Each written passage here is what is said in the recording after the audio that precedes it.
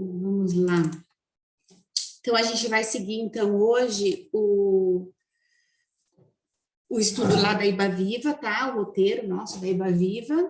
E como a gente não teve na semana passada, eu perguntei para o Caleb, né, que é nosso pastor de pequeno grupo, se ele achava melhor eu dar só da semana passada, ou se eu mesclava os dois para a gente não ficar atrasada na nossa semana, porque vai acabar a série já essa semana, né, da resposta do mundo doente, né? E a gente poderia ficar sempre uma atrás. Aí ele sugeriu, então, que eu fizesse isso, que eu mesclasse os dois, para a gente depois poder acompanhar de acordo com o andar da Ibaviva, tá? Então, eu vou falar um pouquinho dos dois.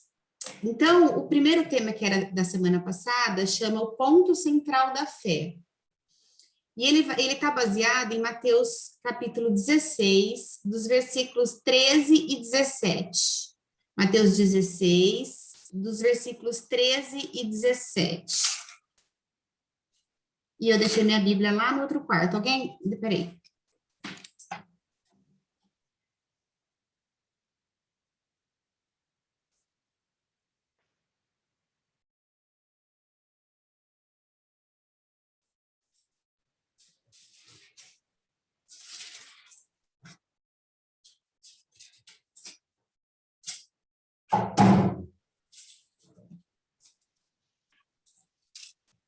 Então, vamos ler. Mateus 16, do versículo 13 ao versículo 17.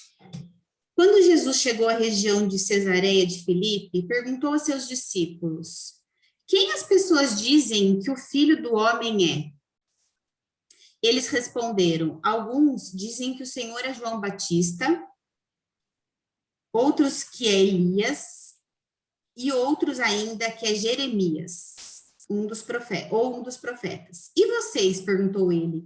Quem vocês dizem que eu sou?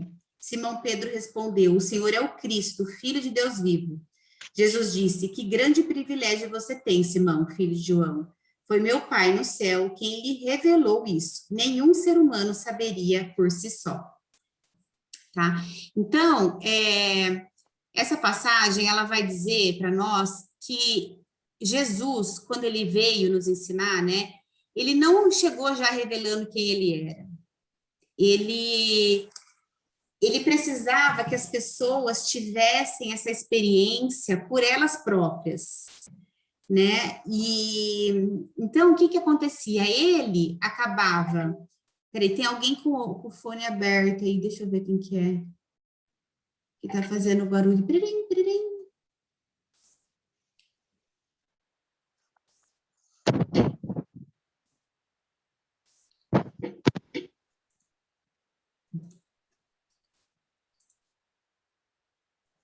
Bom, se alguém perceber que está com o som aberto, por favor, se puder fechar. Peraí, aqui acho que era NID. E só, pronto, fechei. Então, Jesus, ele não podia apenas dizer a seus discípulos: eu sou Deus, né? Era uma revelação que precisava ser experimentada por eles. E a compreensão dessa divindade de Jesus, ela não surgiu imediatamente dos seus discípulos. Eles demoraram um pouco até perceber, né?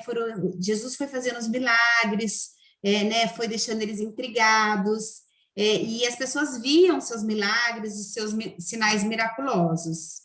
Né? Lá no Evangelho de João, Nicodemos, que era um grande mestre da lei, ele reconhece que Jesus podia ser filho de Deus, porque ele fala, né, lá em João, ele fala assim: mestre, sabemos que ensinas da parte de Deus, pois ninguém pode realizar os sinais miraculosos que está fazendo se Deus não estivesse com você.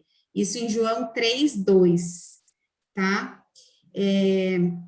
Então, a dúvida das pessoas ficava aquela dúvida: será que ele é? Será que ele não é? Porque naquela época eles esperavam que Jesus, né, que o filho prometido, né, que o Messias prometido, o filho de Deus, seria alguém que viesse com os poderes das pessoas que eram poderosas na época, ou seja, grandes religiosos ou pessoas de poder político ou um rei, né, alguém assim super importante de acordo com o que eles achavam que era importante. E aí, Jesus, ele veio para quebrar todo o tabu, ele veio para quebrar todo estereótipo que eles tinham de quem seria esse rei, né? Quem seria esse Messias. Então, quando Jesus veio, o que ele veio fazer? Qual que era a principal missão de Jesus aqui?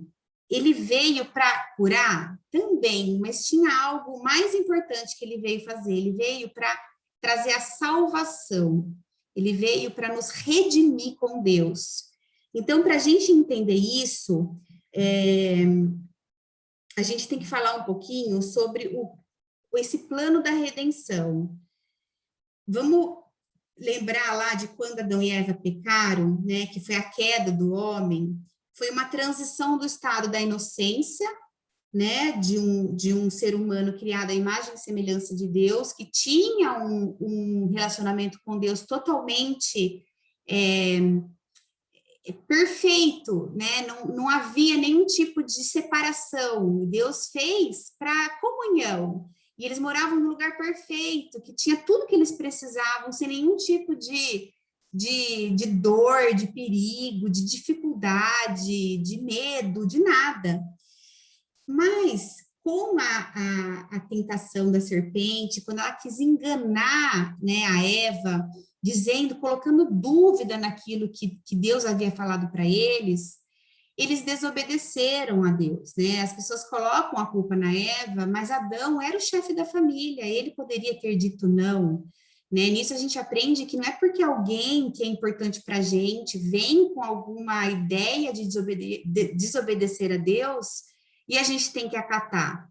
O nosso referencial é a lei divina, né? A gente tem que até o fato da mulher ser submissa ao homem, ela é submissa a um homem desde que o homem não vá contra aquilo que Deus, né, espera de nós. Primeiro é Deus.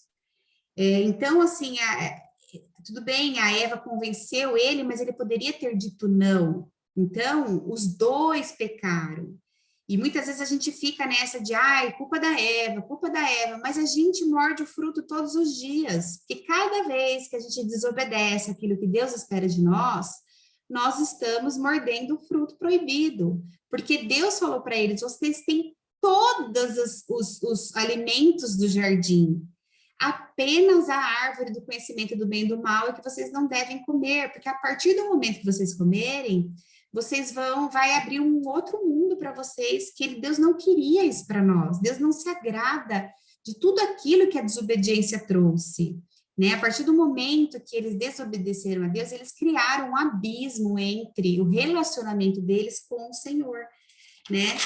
Então, essa desobediência a gente chama de queda da humanidade, porque eles representavam o primeiro casal, eles representavam o ser humano. E por causa do pecado, todos nós ficamos separados de Deus e condenados a morrer. Então, lá em Romanos 6:23, a gente encontra, pois o salário do pecado é a morte, ou seja, as consequências da desobediência é a morte. Em Romanos 3:23 diz, pois todos pecaram e estão destituídos da glória de Deus. Então, quando a gente fala que a gente já nasce com uma natureza pecaminosa, é por conta disso. É porque a gente, na nossa humanidade, na nossa carnalidade, existe um abismo entre nós e Deus. E aí, o que acontece?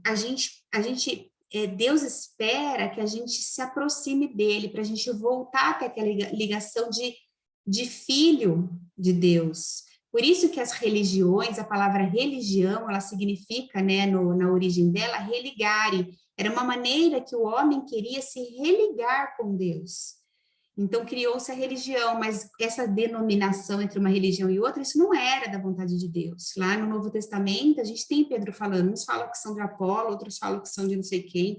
Esse negócio de plaquinha de igreja só causa dissensão entre as pessoas, né? Então, o inimigo usa isso também.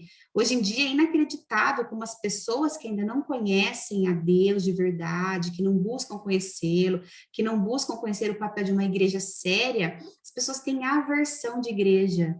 As pessoas pensam que os crentes são pessoas totalmente diferentes, esquisitas e muitas vezes desonestas. Eu estava assistindo alguns testemunhos da igreja, de conversas de quinta, da Iba Viva, e tem uma moça que falou assim, nossa, o dia que eu fui, era um evento que meus filhos queriam ir, porque imagina que eu iria, não imagina eu crente. Ela diz assim, eu cheguei lá e vi que as pessoas eram normais, então as pessoas têm esse preconceito.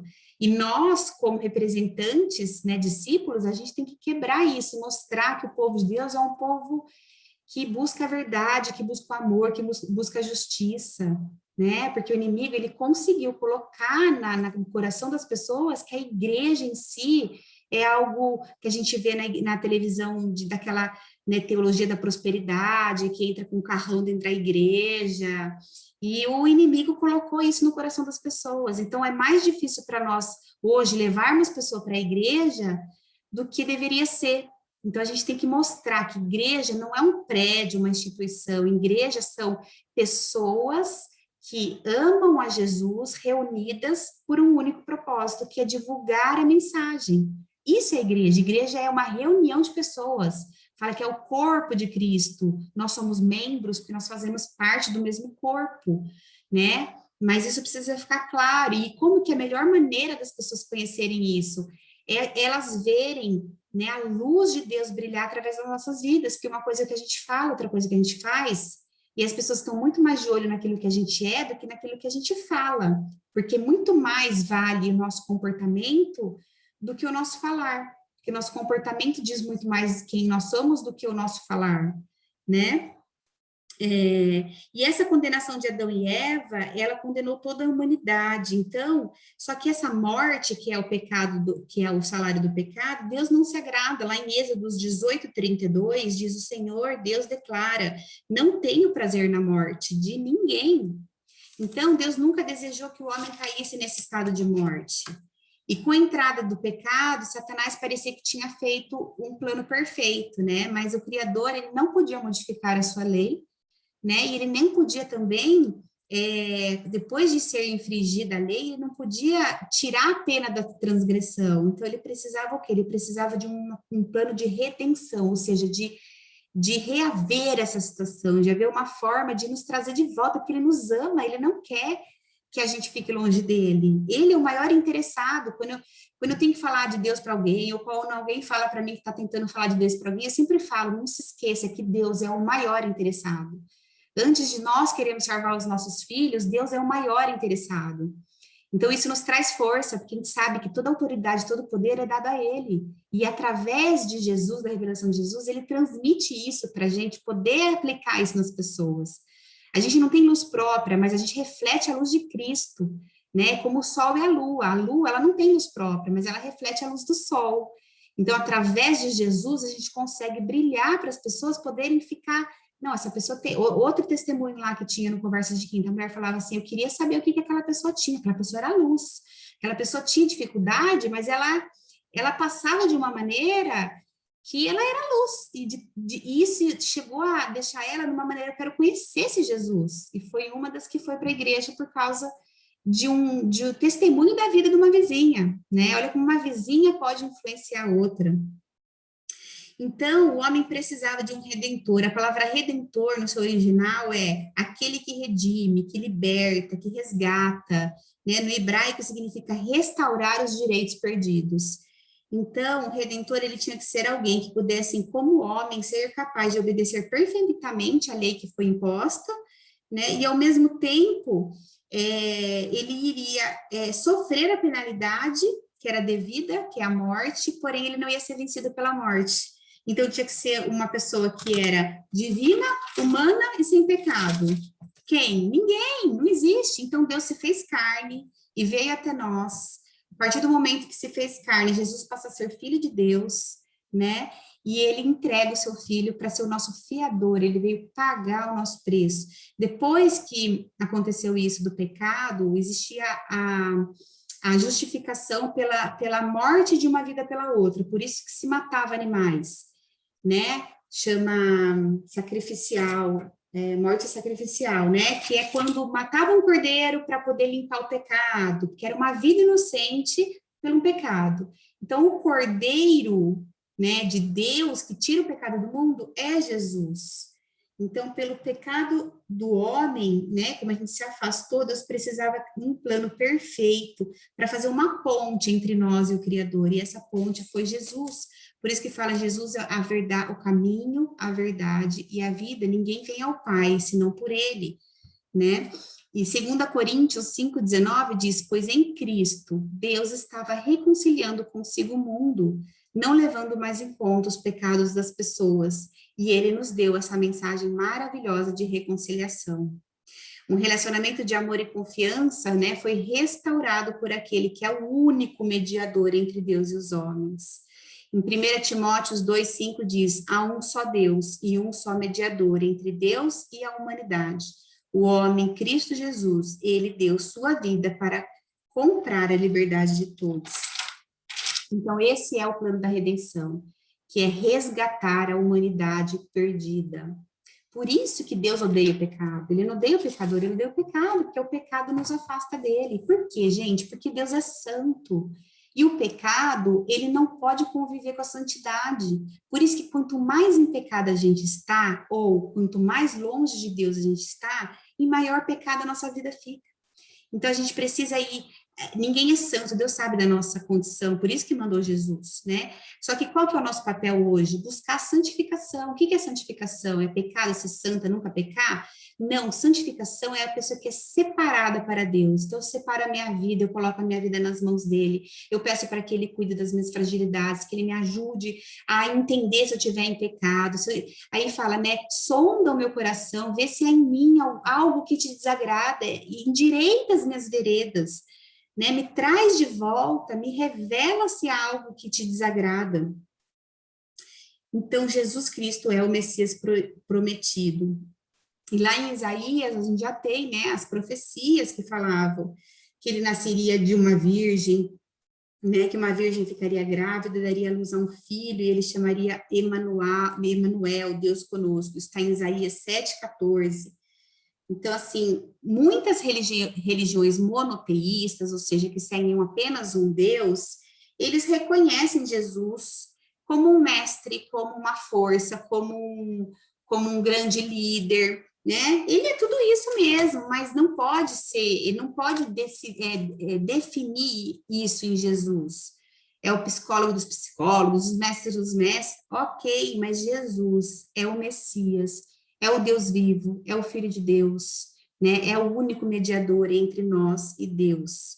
E existe uma grande diferença entre a gente saber e a gente crer, né? Porque saber até o diabo sabe, mas a gente precisa crer, né? Saber é só o conhecimento de alguma coisa ou de alguém, e crer é você tomar isso como verdade, acreditar, depositar confiança. E confiança, gente, não é só na hora que a gente vai ler a Bíblia e fala, ai que lindo, é na hora que a coisa pega, a gente usar dessas promessas e falar, eu creio, eu confio o meu caminho ao Senhor, eu entrego a Ele e eu sei que o mais Ele fará.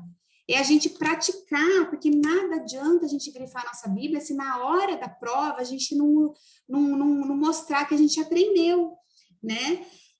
Então, assim, muitas pessoas sabem que Jesus, quem era Jesus e conhecem os detalhes dos seus ensinamentos, alguns admiram, reconhecem que ele era uma pessoa extraordinária, mas isso não significa que essas pessoas sejam cristãs, porque cristã é a pessoa que reconhece que Jesus é o Cristo, o Senhor, o próprio Deus, que se fez carne, né, como está em João, lá em João 1, de 1 a 18, que habitou entre nós, mas é aquele que realmente vive, né, que o cristianismo, ele não se trata de entender algo, ele se trata de viver aquilo, né?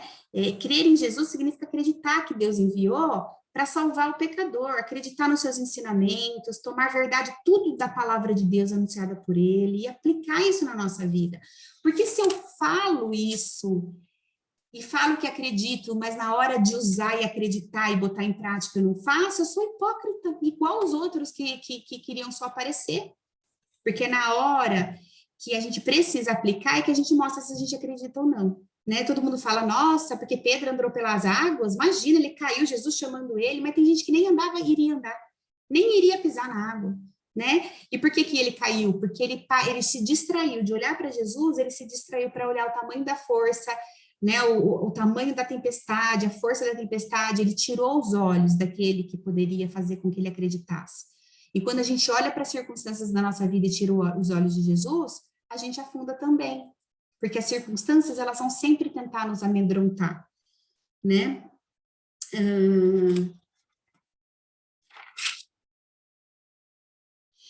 Já falei que ele veio de uma forma simples, né? As pessoas esperavam algo muito mais, né, glorioso do que vir num burrinho, nascer numa manjedoura, numa cidade pequena. Ele não veio nesse mundo para habitar entre os sábios, né? Os instruídos, a comunicar-se somente com os influentes, estar entre os ricos e poderosos. Ele veio para se revelar para aqueles de pouca instrução, para aqueles que, aos olhos do mundo, não eram pessoas instruídas, e é com essas pessoas que ele forma os seus discípulos. E ele forma os seus discípulos com pessoas das mais diferentes possíveis, para que a gente pudesse se enxergar numa delas. Porque se ele só pegasse religiosos, a gente ia falar, não sou religioso. Né? Se ele só pegasse instruídos, alguém podia falar, não sou instruído, mas não, ele escolheu pessoas simples, né? Gente como a gente. E essa é a beleza de sermos discípulos de Deus, de Jesus, né? Somos privilegiados, pois a nós foi dado o conhecimento do Pai por intermédio do Filho e do Filho por intermédio do Pai.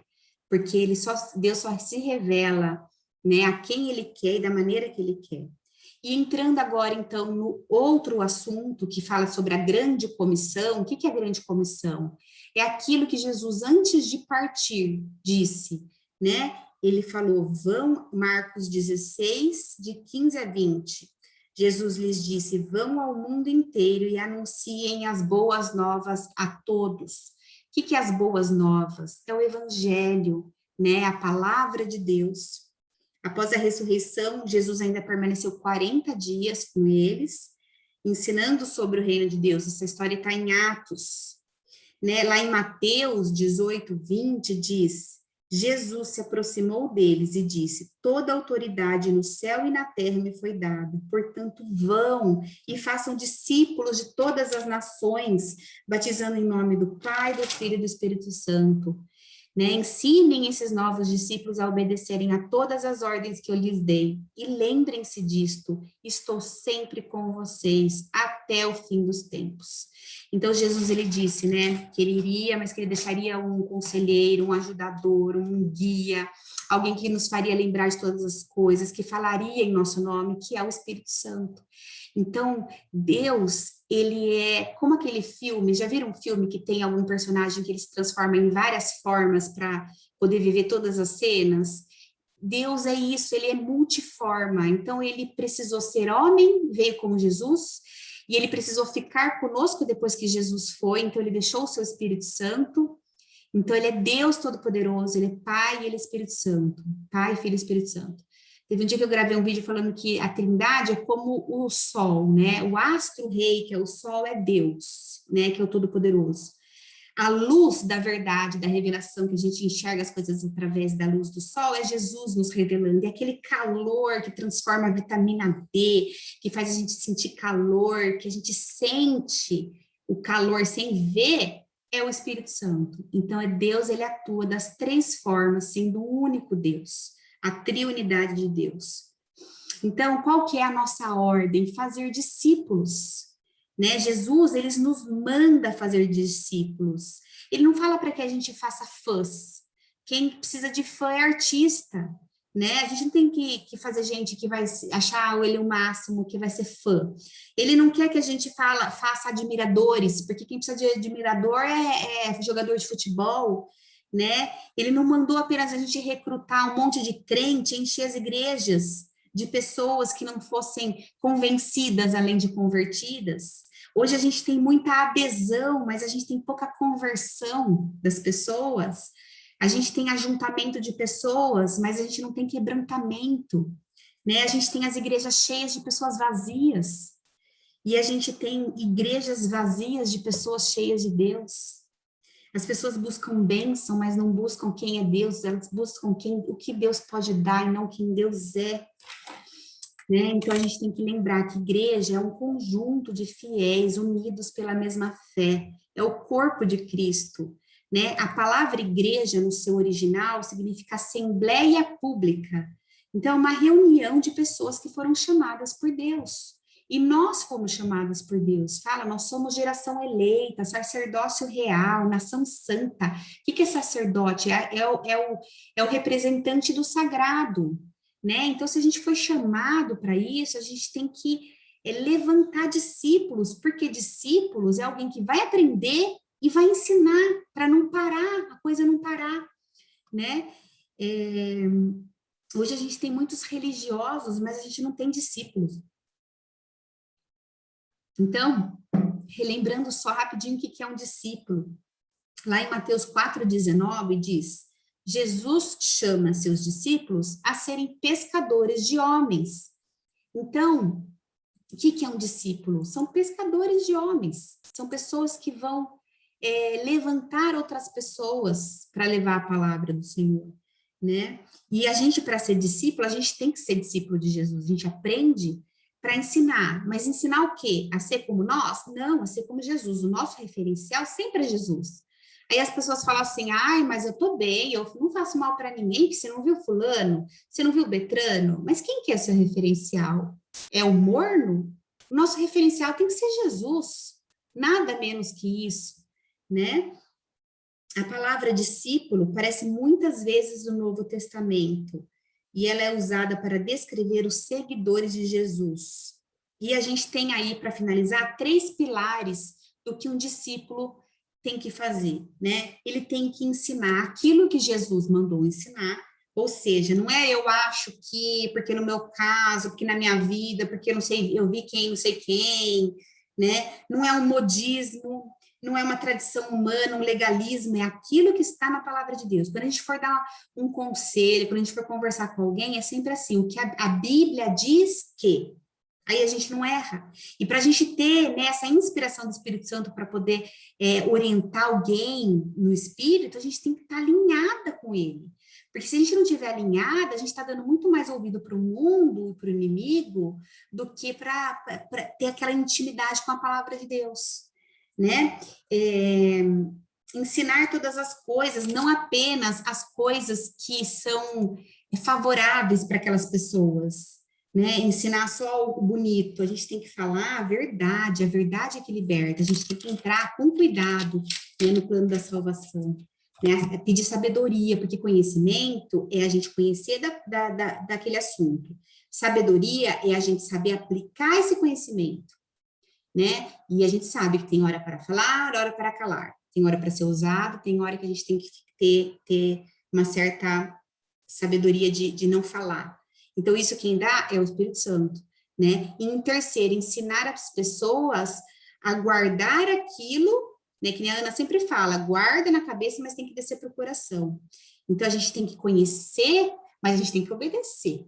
Conhecimento sem obediência, não existe fé sem obediência e nem existe obediência sem fé. Tem que andar junto. E não existe a palavra sem amor e nem amor sem a palavra. Porque ou a gente vai ficar só no querendo agradar sem a palavra, ou a gente vai ficar legalista sem amor, apontando o erro dos outros. E a partir do momento que eu acuso alguém, eu já quebrei a lei, né? Porque a partir do momento que eu estou julgando, eu já quebrei a lei. Então, para finalizar, eu vou deixar 2 versículos para vocês. João 8, 31 e Romanos 10, preciso ver qual que é o versículo aqui. João 8, 31 diz, vocês são verdadeiramente meus discípulos se permanecerem fiéis aos meus ensinamentos. 32, então conhecerão a verdade os libertará.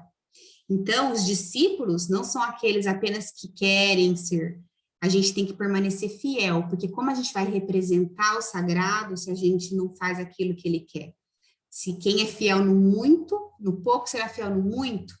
Se a gente não obedecer nas pequenas coisas, Deus não vai confiar a nós grandes coisas, né? Então, a gente tem que obedecer nas pequenas coisas. E são as pequenas pedras que nos fazem tropeçar.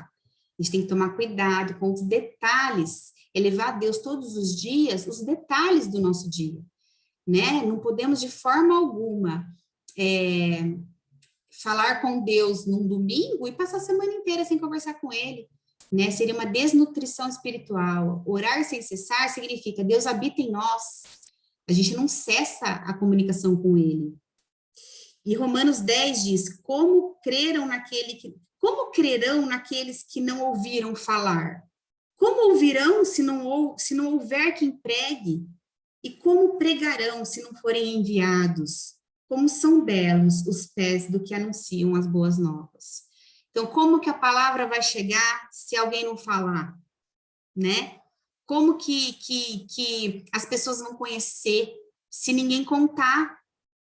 Então, Deus quer o quê? Que a gente, né, fala na Bíblia que ele faz, é como se ele fizesse um apelo através de nós, porque nós somos embaixadores de Cristo. O que é um embaixador? É aquele que fala em nome dele. Ele deixou o Espírito Santo para a gente. Para quê?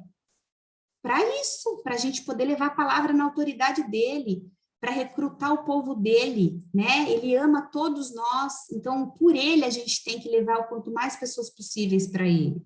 Esse é o nosso papel. A gente tem que falar para as pessoas, a gente tem que dar o nosso testemunho. Quem convence, a gente não precisa convencer, né? E ele é tão bom e maravilhoso que a parte mais difícil ficou para ele. A gente só precisa falar, a gente só precisa mandar uma mensagem, a gente só precisa contar o nosso testemunho. Se a gente ficar afiada na palavra de Deus, se a gente tiver intimidade com a palavra de Deus, a gente só precisa deixar ele nos usar. Ele vai colocar pessoas no nosso caminho, ele vai falar através de nós, ele vai trazer as palavras certas. A hora que você vê, ele que fez tudo, né? É ele quem fez tudo. Então, o nosso papel cabe buscar a Deus com todo o nosso amor, com todo o nosso entendimento, com toda a nossa alma, né? Antes de tudo, né? Primeiro a Deus, e o resto nos será acrescentado. Se a gente colocar Deus no lugar de Deus, que é em primeiro lugar, todas as outras coisas da nossa vida vão ocupar o lugar certo. Se a gente colocar qualquer outra coisa no lugar dele, nada vai andar e a gente sempre vai ter um vazio existencial. Ok? Então, essa é a minha mensagem para vocês de hoje. Depois eu vou passar para vocês os versículos que eu usei e vou passar para vocês a folha da igreja que tem um resumo do tema. Tá? Se vocês quiserem falar, só abrir o microfone.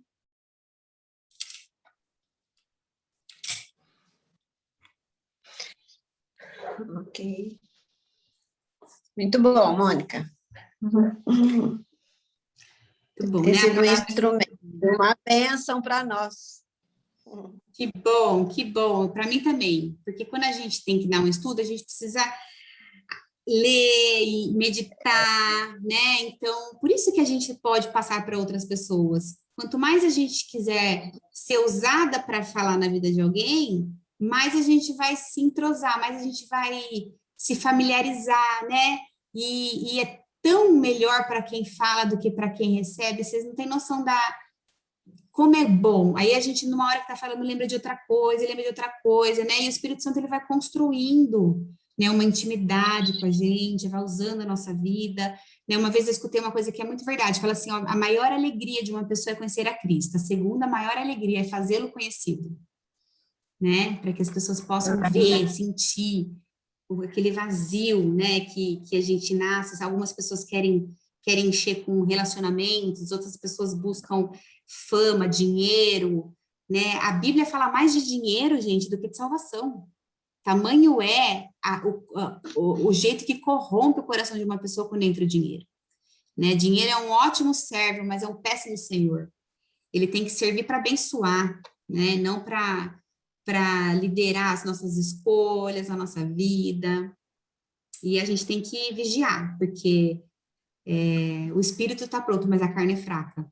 Então, a gente tem que alimentar a nossa carne, o nosso espiritual, né? Todo dia, Senhor, fortalece as minhas fraquezas, cuida dos meus pontos fracos, que nem eu sei qual que são, me revela, transformar os versículos em oração, né? E orar pelas pessoas. É muito bom quando a gente ora pelas pessoas, porque é como se a gente tivesse direito de pedir coisas a Deus, né? Porque parece assim, nossa, ele já faz tanto por nós, vamos ficar pedindo, mas quando é para os outros, ele gosta que a gente pede, então ele é bom, a gente pode pedir, né? Então, eu acho ótimo. Tem um caderninho, ele só vai aumentando, põe o nome de todo mundo, e a gente tem que... Lembra que a história de Jó, que Deus deixou, né?